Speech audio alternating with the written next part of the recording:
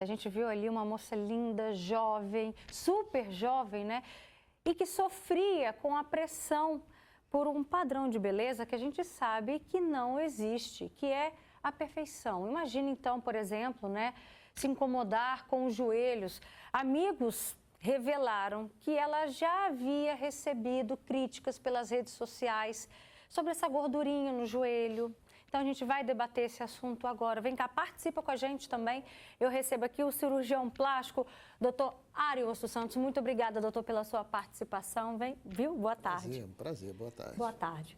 Mariana, gente, a Mariana, ela é psicóloga. Mariana Carmo, obrigada também pela sua presença. E você de casa também já conhece a Camila Dias, ela é advogada, mas hoje ela está aqui como mulher, porque ela também já passou por situações envolvendo a cirurgia plástica e que traz uma experiência que mudou completamente o rumo. Já ela vai contar pra gente como foi essa história, mas antes, doutor Ariosto, eu queria que o senhor explicasse pra gente. Qualquer pessoa pode fazer uma lipoaspiração? Por exemplo, a gente viu ali o caso da Luana, aparentemente magra, né? Aos nossos olhos, a gente não vê ali nenhum defeito nela. E aí a pessoa chega no consultório, procura um médico, fala assim, olha, eu estou a fim de tirar uma gordurinha, um detalhe aqui, outra ali. Qualquer pessoa pode fazer? Como é que funciona? Bom, em primeiro lugar, né, boa parte dos pacientes que vêm procurar fazer uma lipoaspiração, às vezes elas têm que passar por um procedimento de emagrecimento. Às vezes eu quero fazer lipoaspiração, não conferência o caso dela, mas processo de emagrecimento. E a lipoaspiração não faz isso, absolutamente. Então a pessoa tem que, às vezes, emagrecer, fazer atividades físicas e, às vezes, nem vai precisar fazer um procedimento eventualmente. Mas, se ela, em qualquer caso, chegar e quer fazer uma lipoaspiração depois de estar emagrecida ou tem só uma gordura bem localizada, claro, ela tem que se preparar adequadamente. Não é um procedimento achar que igual um salão de beleza. Tem que fazer todos os exames pré-operatórios, investigar possíveis patologias com cardiologista, vai com anestesiologista, todos eles vão averiguar e vão liberar ou não para ela fazer aquele procedimento. Isso depois de fazer uma avaliação bem feita, se a indicação precisa, é ou não para fazer uma lipoaspiração ou qualquer outra cirurgia plástica. Nesse caso específico, falando, toda cirurgia impõe riscos. Não existe cirurgia sem risco. Até me tirar uma pequena lesão, existem riscos. Entendeu? Então, tem que ser no ambiente adequado, com todos os recursos, para eventualmente, no caso de uma intercorrência, o caso de uma embolia, por exemplo, pode ocorrer dentro do avião, dentro do carro, andando de ônibus, você pode ter isso aí. Não precisa ser necessariamente na sala de cirurgia, não. Isso pode acontecer em qualquer ambiente que você tiver.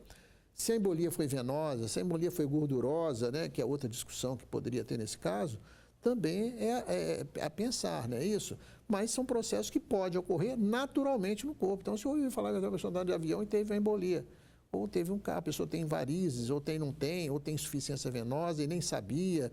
Por isso que tem umas indicações muito limitadas. Então, a gente faz várias manobras, vários recursos para poder diminuir essas possibilidades. Algumas escapam, por exemplo, pessoas que têm trombofilias, que são alterações na coagulação do sangue, e a pessoa, às vezes, não consegue identificar nos exames do sangue normais e descobre, às vezes, na cirurgia, num sangramento maior ou por alguma razão dessa forma aí você descobre que ela tinha uma trombofilia, que facilita a formação de êmbolos e pode acontecer. Tudo pode acontecer. Tem que lembrar que nós somos extremamente frágeis como seres humanos, não é isso?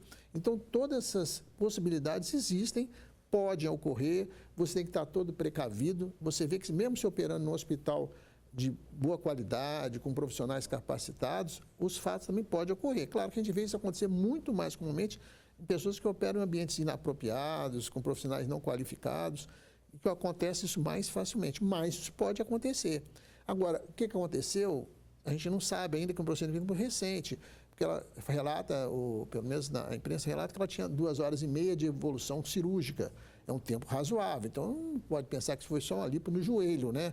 Até porque nem tinha acontecido ainda iria partir para lipo nessa região. Então, a gente não sabe, a gente tem conjecturas, a gente pensa, né, em possibilidades, mas a gente não pode afirmar nada. Na verdade, o que tinha que esclarecer muito bem isso aí era uma autópsia para esclarecer que tipo de embolia que ela teve, se foi embolia, se não foi, como é que aconteceu. Isso é que é mais esclarecedor. Mas todos nós estamos susceptíveis a terem problemas e a cirurgia plástica não é porque a cirurgia plástica ela tem menos risco, ela tem cirurgia igual todas as cirurgias, em toda a natureza pode acontecer esse tipo de problema. Você vai fazer uma cirurgia de varizes, vai fazer uma cirurgia de otorrino, cirurgia de que você for falar aí, vai ter essa possibilidade de ocorrer isso aí.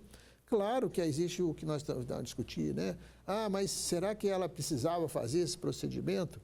Isso é muito pessoal, muito individual, é muito difícil falar dessa forma. Às vezes a pessoa procura, você olha, a mulher tem um corpo maravilhoso, perfeito. Aos nossos olhos, Aos né? nossos olhos. Mas para ela tem aquele problema que eu já discuti aqui em outras vezes, da dismorfia. A pessoa se olha de uma forma, mas se vê de outra totalmente diferente do que todo mundo vê. Então, isso é um drama que existe. Então, você tem que saber, às vezes, lidar com esses fatos, saber conduzir as situações. Mas é uma situação muito triste, muito delicada. Lamentável, né, que a gente está aqui debatendo esse assunto por conta da morte dela. E aí a gente trouxe a Mariana Carmo justamente para isso, para trazer um pouco dessa dismorfia, como o doutor Ariosto disse agora, né, o termo usado de quando as pessoas não se enxergam, talvez, né, daquela forma que todo mundo enxerga. Por que nós nunca estamos satisfeitos com a nossa própria imagem, Mariana? Existem vários fatores que podem contribuir para uma pessoa ter essa distorção da imagem corporal, né? É um escaneamento corporal que pode ocorrer de uma forma distorcida, como também a influência desde a sua infância do que falaram sobre o seu corpo, das suas experiências, bullying, traumas relacionados ao seu corpo. Mas o que mais influencia é aquilo que a gente vê na mídia, nas redes sociais, que a todo momento reforçam esse padrão estético, que nós chamamos de pressão estética. E aí a gente percebe que é isso que leva as pessoas a ir em busca de procedimentos que muitas vezes, né, não fazem um sentido ou não têm uma grande necessidade por essa distorção. E essa pressão estética está martelando muito para as mulheres, né? Uma pressão que cai muito em cima das mulheres terem um corpo cada vez mais magro. E nós sabemos que é um padrão inatingível. A todo momento vão se falar novos procedimentos, novas formas, novas fórmulas até mesmo milagrosas para alcançar o corpo magro, mas muitas vezes nem sempre é um desejo pessoal. Às vezes ela faz isso por uma influência, porque todo mundo está fazendo. Então, uma orientação muito importante para as pessoas quando forem, né, buscar algum procedimento, primeiro que é legítimo, né? Nós temos o direito de não estarmos satisfeitos com algum aspecto do nosso corpo e buscar profissionais, né? Buscar tecnologia, procedimentos cirúrgicos ou estéticos para fazer a gente ficar bem. Mas desde que a gente faça isso com cautela, sabendo se realmente é uma vontade interna ou se as motivações são mais fatores externos, né?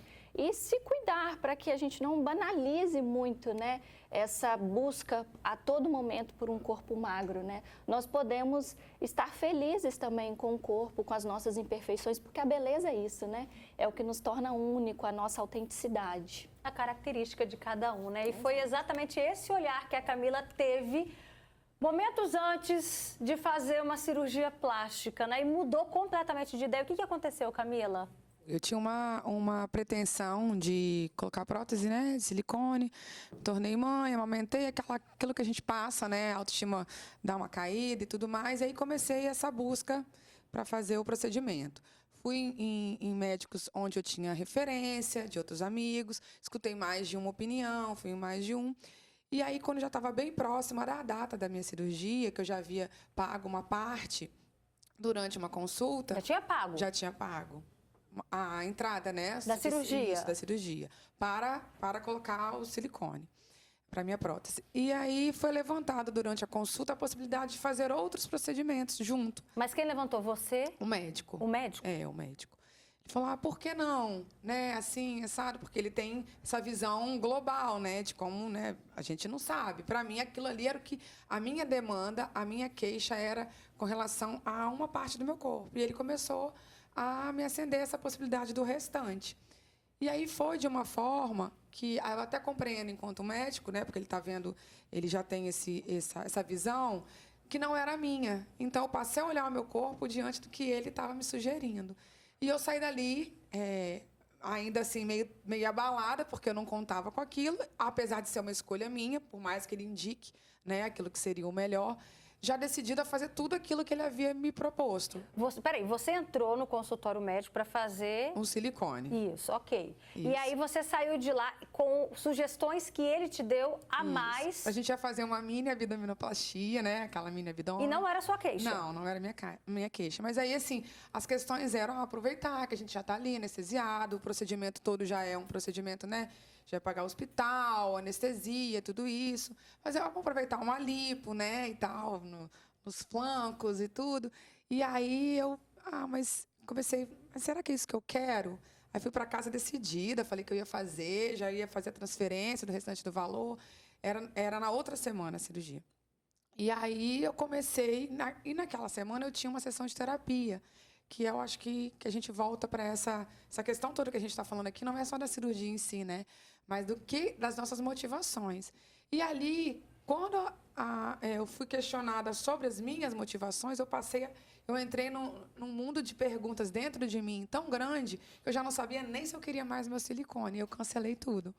Não e eu pensei, fez cirurgia por esse nenhuma. momento eu não vou fazer. Eu pensei, não vou fazer agora, vou pensar melhor. Porque a ideia ainda do corpo ideal estava ali. Como é que eu vou colocar só meu silicone? Aí eu vou ficar com a minha gordura na barriga? Não vou ficar legal, não vai ficar um total bacana, que foi assim que foi, né, que eu fui conduzida. E no final das contas eu cancelei tudo e aí fiz uma quebra de contrato, deixei, né, o dinheiro ficou por conta e não fiz mais. Eu pensei, quem sabe um dia, e essa vontade ela se esvaiu junto com as minhas motivações. Isso tem quanto tempo, mais ou menos? Foi antes da pandemia, vai fazer 4 anos. E hoje, como que Camila se enxerga? Então, continuo não gostando de algumas coisas, né? Mas eu não tenho vontade nenhuma mais. Assim, e eu entendo que essas decisões competem a nós, a cada mulher. Mas eu também penso que a gente volta para isso. Até onde é pela gente, até onde realmente é o que a gente fala, não, é porque eu quero, mas quer mesmo. Você quer o ponto desse risco? Porque, ok que toda cirurgia tem risco, mas esses cirurgias que a gente opta por fazer. Uma varizes é uma necessidade, né? Uma cirurgia plástica é uma opção. Então, se você banca essa opção, banque os riscos dela. Doutor Iosso, o senhor consegue identificar quando uma paciente entra no seu consultório e ela manifesta uma vontade realmente, olha, ela está disposta sim a fazer um procedimento, uma cirurgia, ou quando ela vem influenciada por outras pessoas, seja por um amigo, seja por uma modinha de fazer determinada cirurgia, é possível identificar isso? Muitas vezes é possível, sim, você perceber essas alterações. Esse que ela acabou de falar aqui agora é uma manifestação que a gente não faz. A paciente chegar na minha frente, eu falar, não, mas doutor, você não acha que está aqui na minha cara o que eu vou fazer? Eu não posso falar. Falar que vai fazer o abdômen, como falou, isso não é uma conduta muito ética, não. Entendeu? Porque a pessoa ela que tem que se manifestar, você não tem que se manifestar com o que ela quer fazer ou não quer fazer. Ah, doutor, mas o senhor não acha que meu rosto está... Não, o que tem? Ah, seu nariz? Não, meu nariz. Então ela vai para o espelho, nossa, ele falou do meu nariz, ele é cirurgião plástico. Então você não pode sugestionar a paciente para isso, não. Isso não existe, isso aí.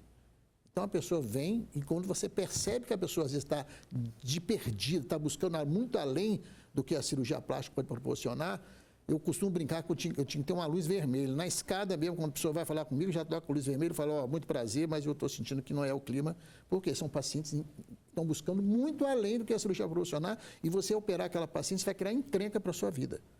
Porque ela nunca vai ficar feliz com mais que você fizer para ela. Então, você tem que ter muito posicionamento nisso aí, muita percepção da pessoa que ela está buscando, onde ela quer chegar. E você sente isso aí. Quando a pessoa começa... O que você quer fazer? Não, eu quero operar do pé, da cabeça, eu não quero operar nada. Ela está ali para nada. Você vai perder uma hora conversando com a paciente que ela não vai operar nada, porque ela não está buscando, ela está querendo solucionar a vida dela ali e não vai resolver nada. Eu não vou resolver também. Entendeu? Então, esse paciente a gente tenta fugir. É encrenca, com certeza é paciente encrenca. E eu já, meus anos e anos, eu descarto, tem um volume grande, então a gente tem um volume grande. Cada 10 pacientes que eu atendo, eu vou operar 2. Eu não quero operar todo mundo, não. Então eu vejo que esse aqui não é, essa aqui não vai ficar boa, esse aqui veio de outra coisa. Então você tem que saber discernir isso aí muito bem, porque se for operar todo mundo que quer operar, você vai criar encrenca, você vai operar um monte de gente que vai ficar infeliz, insatisfeita, porque não é aquilo ali. Então, você tem que ter muito cuidado e essa percepção que você está falando aí é visível, você sente quando a pessoa sente, quando ela começa a conversar, você sente todos esses ressaltos todinho, você vê que ali você vai ter que trabalhar de uma forma diferente para conduzir o caso. Perfeito, doutor. E olha só, com as redes sociais, a Mariana já contou aqui que essa cobrança pela perfeição, gente, é absurda, é cruel. A influenciadora Laís Caldas, que ficou famosa aí por participar de um reality, ela deu um depoimento forte sobre as críticas que também recebia. Laís disse que foi bombardeada, atacada, justamente, olha ali, por causa do joelho. Ela disse que tentou levar no início ali na brincadeira, gravando um vídeo até tampando os joelhos.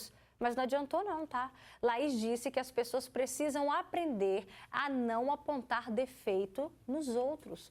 E que, se não tem nada para agregar, não diga nada. E concluiu dizendo que o mais triste de tudo isso é que a maioria das críticas é feita por outras mulheres. Olha isso, gente. E a gente sabe o quanto que a internet é cruel. A gente teve agora o caso recente do Rico Melquiades, que foi o vencedor também da Fazenda, que passou por várias cirurgias no rosto, porque ele era julgado na internet como uma pessoa feia, uma pessoa esquisita, e aí ele quis fazer várias cirurgias. Isso mostra também uma fraqueza, que a gente precisa se preparar também para isso, principalmente quem está exposto, né, Mariana? Isso me lembra muito uma necessidade de aprovação, de aceitação, por vezes uma baixa autoestima, baixa autoconfiança. E as pessoas muitas vezes não querem enfrentar a causa real dessa insatisfação, dessa baixa autoestima e trabalhar isso em terapia, por exemplo. Buscam soluções mais rápidas, objetivas, como os procedimentos estéticos e cirúrgicos, para suprir essa baixa autoestima, essa carência. E até um certo ponto isso é interessante, né? Para melhorar a nossa autoestima, nós temos esse direito e esse recurso disponível, né? Mas desde que feito com coerência, com responsabilidade, buscando compreender quem esses são os profissionais que vão me proporcionar para que eu tenha a maior segurança possível nesse procedimento. E que seja uma vontade da pessoa, né? Uma insatisfação dela, uma queixa dela e não dos outros. A gente vai ver agora o depoimento, gente, da Alessandra Amorim. Hoje ela mora em Portugal e ela veio ao Espírito Santo para realizar o sonho de fazer a cirurgia plástica. Vamos ver. Fazer uma cirurgia plástica e para isso eu procurei vários profissionais, fiz bastante pesquisa e eu falo que essa parte é muito importante porque é o momento que você tem de esclarecer as suas dúvidas. Uma dica que eu dou é: procure os médicos, tire todas as dúvidas que você tiver, mas sobretudo fale muito a verdade a respeito da sua situação, da sua saúde. Não omita informação, não minta, porque essa informação pode ser muito importante na questão da anestesia ou outras orientações que o profissional da saúde vai te dar também. Então, claro, eu entendo que a estética é importante, eu entendo que o bem-estar é importante, mas sobretudo a saúde. E eu entendo que esse momento é momento da gente falar de consciência, é momento da gente falar sobre o bem-estar, mas sobretudo com a consciência. Alessandra, pela sua participação, viu? Doutora Iosla tocou num ponto importante, né? O que tem de paciente também que mente para o médico, é importante que o paciente tenha responsabilidade também nesse processo, né? É claro, porque o preparo do paciente que vai fazer a cirurgia, ele tem que informar tudo que ele está tomando, e eles omitem muitas informações. E mesmo paciente que às vezes não omite, eu começo a questionar: você toma alguma coisa para quando você faz academia? Ah, eu tomo. O que você toma? Ah, eu tomo creatina, eu tomo whey protein, eu tomo não sei o que lá. Você começa a cortar isso, começa a cortar aquilo, isso aqui não pode. Ah, mas eu pensei que isso aqui não fosse... Tudo gera transtorno. A pessoa, essas interações medicamentosas podem se tornar um problema grave na anestesia. Então, não pode omitir essas informações. Principalmente drogas como antidepressivos, moderadores de apetite e muitas outras drogas. Eu fiz já várias explicando sobre essas drogas todinho, tem um número enorme de drogas que a gente tenta na hora, porque a pessoa não consegue informar, porque não tem essa informação de forma precisa, a gente começa a perguntar. E a gente observa: mas eu não sabia que isso aqui eu tinha que parar. Isso aqui tinha que parar. O anticoncepcional, que é tão inocente, também tem que ser suprimido, a reposição hormonal, porque aumenta o risco de embolia. Então, tudo isso tem que ser respeitado, tem que ver. No caso dessa paciente... Até um simples chá também, né, doutor? Um chá, você já falei sobre isso aqui, chá verde, chá de hibisco, são coisas que todo mundo acha que é inocente, isso aqui aumenta o sangramento da cirurgia. Então tem muita coisa que você tem que saber, sentar com um profissional, colocar isso tudinho de forma bem adequada para diminuir todas as possibilidades de risco. O risco nunca vai ser 0%, mas a gente tem que buscar ser o 0%, operar no hospital adequado, profissional capacitado, saber tudo que vai fazer, os profissionais envolvidos, tudo isso aí. Mesmo com isso ainda tem possibilidade de acontecer problemas, então você não pode diminuir o risco. Você tem que adequar tudo para você trabalhar de forma correta e fazer uma cirurgia com segurança. Perfeito. Olha só, a gente vai ver agora o depoimento da Silvana. Ela decidiu, ela está decidida ainda, né, a fazer 2 cirurgias plásticas. E esse processo está sendo de muito cuidado, olha só. Procurei 2 profissionais diferentes. A primeira consulta que eu marquei, ele me avaliou e falou assim, bom, faz o exame que eu já faço a sua cirurgia. Agora o segundo olhou para mim, me avaliou e falou assim, olha, eu faço a sua cirurgia, mas tem 2 porém. Primeiro, você precisa perder peso, você está acima do peso, você tem que perder 10 quilos. Saí dali frustrada, né? Mas, porém, corri atrás, marquei 2 consultas, nutricionistas, especialistas, e fui cuidar da minha saúde e me matriculei num cross aqui perto de casa. Aí eu perdi 10 quilos, hoje eu estou apta para fazer cirurgia, mas porém o meu profissional que eu iria escolher seria aquele que abriu os meus olhos e me indicou também ir atrás de saúde, não simplesmente de estética, de fazer cirurgia e pronto. Obrigada também, Silvana, pela sua contribuição. É muito importante frisar isso, que o doutor Iosto está aqui, já falou outras vezes. Lipo não emagrece, né? Existe um processo para que você, inclusive, entre na cirurgia. O senhor começou falando sobre isso, que às vezes, dependendo da paciente, precisa até emagrecer para entrar no centro cirúrgico, e aí você cria uma expectativa. Cria uma expectativa, não atende. Você aumenta o risco de complicações quando você está com obesidade, quando você está mais cheinha, você tem um risco maior. A quantidade de gordura vai precisar de mais anestésico, o tempo cirúrgico vai ser maior, a gordura é mais susceptível à infecção. Então, tudo isso é um fator agravante. Então, a pessoa tem que adequar o peso, não pode esperar que vai cair do céu, a pessoa vai fazer a cirurgia, vai sair magrinha, linda, maravilhosa. Claro que tenta fazer, mas tem que adequar previamente para fazer a cirurgia com segurança, atingir o objetivo, mas de forma adequada, mas obedecendo todos esses quesitos. Até porque, Mariana, a pessoa cria uma expectativa. Exato. E nem sempre tem isso. Exato. Um procedimento feito dessa forma pode gerar consequências positivas. Felicidade, satisfação, aumento da autoestima, da autoconfiança. E um procedimento feito de uma forma sem planejamento, sem ter uma boa indicação, pode trazer consequências psicológicas, tá, Roberta? Depressão, ansiedade, baixar mais ainda a autoestima, a autoconfiança, né? Como essa reportagem que acabou de dizer, que ela teve esse cuidado antes de emagrecer, de se tornar fisicamente ativa, porque nós estamos falando também de saúde física e mental. Isso é muito importante, não só a estética, mas levar em consideração também esses aspectos da saúde, né? Assim como a Camila também tem o cuidado de repensar a questão dela. Não quer dizer que você não vai fazer, mas nesse momento você decidiu não fazer, né, Camila? Isso, eu até brinquei que eu ia levantar uma bandeira, que assim como para a cirurgia bariátrica, você precisa de uma anamnese, tudo com passar por um profissional da saúde mental, que seria interessante, no caso da cirurgia estética, também, né, para o paciente entender o porquê que está levando aquilo, né, para frente, ao ponto de modificar uma parte do seu corpo. Se essa motivação estiver ok, é isso mesmo, é o que eu quero, vou me sentir bem, eu acredito, né, com o resultado, seguir. Porque, às vezes, a gente está levando, né, problemas internos para a mesa de cirurgia e não vai ser solucionado. Vai fazer a cirurgia e vai continuar infeliz do mesmo jeito. Exatamente. Eu tenho uma amiga que ela fez, era o sonho. Juntou seu dinheiro, como muitas fazem, para ter seu silicone. Passou um tempo, ela sofria de depressão. Passou um tempo, a gente continuou vendo ela, porque ela falava muito que estava nisso. Ela falou, não eram os meus seios. A gente falava, mas era lógico. Exato. Sua falta está em outra questão, né? Mas aí fica esse alerta, né? Importante de ser trazido. Olha só, tem aqui o comentário da Maricilda Borges. Devemos nos aceitar da maneira que somos, nos amar e não se importar com o que dizem, né? E nos cuidar aí de forma natural. Isso é o que a Maricilda defende. Também tem aqui o comentário da Cláudia Valéria. O segredo é não dar confiança para as críticas, porque cada um vai dar conta de si mesmo para Deus. Clara Campos fala, doutor Ariosto é muito franco, não visa só o financeiro, ela inclusive te elogia, acha isso muito bacana. Enfim, e a gente sabe o quanto, né? Inclusive o doutor Ariosto tem um dado muito interessante que acabou de ser atualizado, que o Brasil é o país número 1 em cirurgias plásticas. Porque antes era os Estados Unidos. Na realidade, prévia à pandemia, o Brasil era o número 1 e os Estados Unidos era o número 2. Tinha passado os Estados Unidos. Só que com a pandemia caiu tudo, isso aí o Brasil perdeu esses anos todos, ficou em segundo lugar.